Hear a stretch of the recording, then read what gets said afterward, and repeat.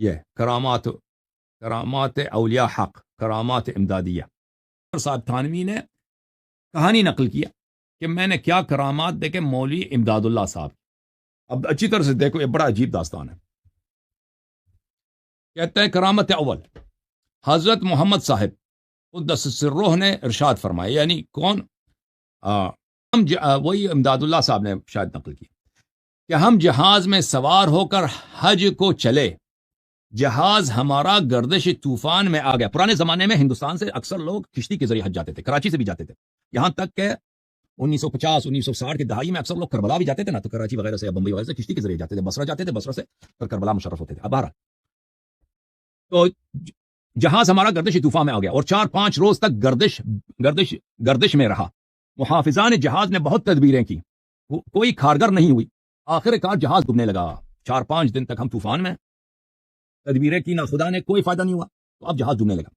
نہ خدا نے پکار کر کہا کہ لوگوں اب اللہ تعالیٰ سے دعا مانگو، یہ دعا کا وقت ہے۔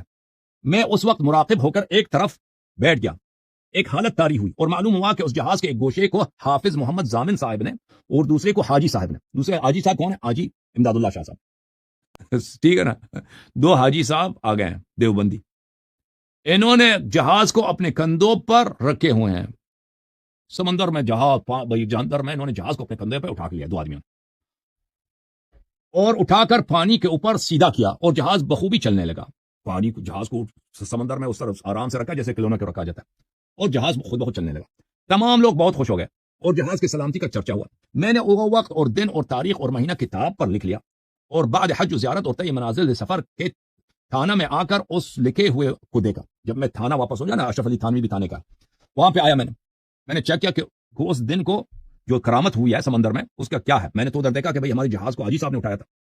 اچھا، اور دریافت کیا، اس وقت ایک طالب علم قدرت علی ساکن اندیری ملک پنجاب مرید و خادم حضرت حاجی صاحب کی خدمت میں حاضر تھا۔